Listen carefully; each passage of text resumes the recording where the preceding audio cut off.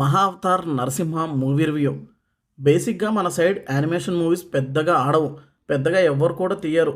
Animated movies ఎక్కువగా హాలీవుడ్లో వస్తుంటాయి. నేను అప్పుడప్పుడు అనుకునేవాడిని, ఇప్పుడు మన వాళ్ళు కూడా హాలీవుడ్ రేంజ్ మూవీస్ తీస్తున్నారుగా, అలానే హాలీవుడ్ రేంజ్లో ఓ యానిమేషన్ మూవీ తీస్తే బాగుండు అనుకున్నా. అనుకున్నట్టే హొంబాలే ఫిల్మ్స్ వాళ్ళు లార్డ్ విష్ణు అవతారాల్ని యానిమేషన్ మూవీస్ లాగా తీస్తున్నారని తెలిసి చాలా హ్యాపీగా ఫీల్ అయ్యా. అందులో భాగంగా వచ్చిన మహా అవతార్ నరసింహ ట్రైలర్ చూసి ఫిక్స్ అయ్యా, ఈ సినిమా మామూలుగా ఉండదని. నేను అనుకున్నట్టే సినిమా మాత్రం అదిరిపోయింది. హాలీవుడ్ రేంజ్ కాదు, హాలీవుడ్ కన్నా బెటర్గా ఈ మహా అవతార్ సినిమాని తీశారు మేకర్స్. అసలు విఎఫ్ఎక్స్ క్వాలిటీ అయితే అదిరిపోయింది. ప్రతి ఫ్రేమ్ బ్యూటిఫుల్గా ఎక్సలెంట్గా ఉంది. నిజంగా ఒకప్పుడు దేవుళ్ళు, రాక్షసులు ఈ రేంజ్లో యుద్ధాలు చేసేవారా అనిపిస్తుంటుంది.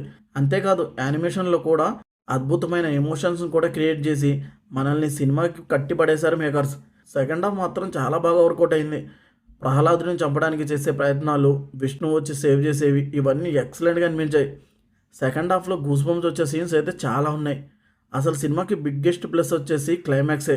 నరసింహస్వామి విశ్వరూపం చూస్తుంటే గూస్ బంప్స్ వచ్చాయి. అసలు థియేటర్స్లో మామూలుగా లేదు. క్లైమాక్స్లో జరిగే ఫైట్ ఎపిసోడ్ అయితే నెక్స్ట్ లెవెల్ అంతే. సినిమాని మాత్రం ఒక మంచి థియేటర్లో చూడండి, మీకు నెక్స్ట్ లెవెల్ ఎక్స్పీరియన్స్ అయితే వస్తుంది. ఈ యానిమేషన్ సినిమా అని చిన్న చూపు చూడకండి. నాకు పవన్ కళ్యాణ్ గారి హరిహర వీరమల్లు, ఫెంటాస్టిక్ 4 ఈ మూవీస్ కన్నా ఈ మూవీ చాలా నచ్చింది. ఖచ్చితంగా ఈ సినిమాని అస్సలు మిస్ అవ్వకండి. సినిమా చూసి మీకు ఎలా అనిపించిందో కూడా కమెంట్ చేయండి. ఈ రివ్యూ నచ్చితే లైక్ చేయండి.